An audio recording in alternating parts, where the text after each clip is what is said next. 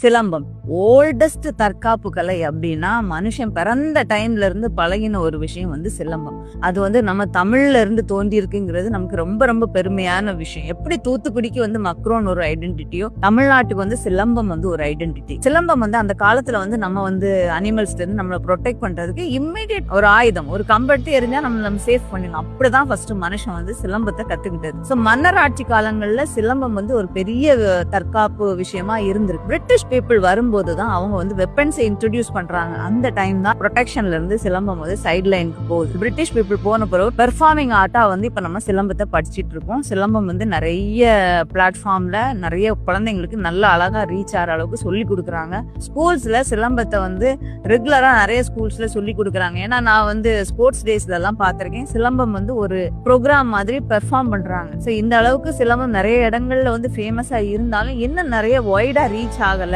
ஏன்னா சிலம்பத்தோட பெனிஃபிட்ஸ் வந்து நமக்கு தெரியல. அப்படின்னு பாடியோட ஸ்டெபிலிட்டி இருந்தாதான் நம்மளால சிலம்பம் மாதிரி ஒரு ஸ்போர்ட்டை நம்ம பண்ண முடியும். ஸோ சிலம்பம் வந்து எப்படி ஸ்டெபிலிட்டி, கண்ட்ரோல், ஃபோக்கஸ் கொடுக்குதோ அதே மாதிரி நம்மளால எங்க இருந்தாலும் எந்த சிச்சுவேஷன் இருந்தாலும் நம்மளால நம்ம ப்ரொடெக்ட் பண்ண முடியும் அப்படிங்கிற ஒரு கான்பிடன்ஸையும் சிலம்பம் ரொம்ப கொடுக்கும். கண்டிப்பா குழந்தைங்களுக்கு சொல்லி கொடுங்க. அதே மாதிரி சிலம்பம் எப்படி தமிழுக்கு ஒரு ஐடென்டிட்டியா இருக்குங்கிறதையும் நீங்க கண்டிப்பா நம்ம வந்து சில குழந்தைங்களுக்கு கத்து கொடுக்கணும்.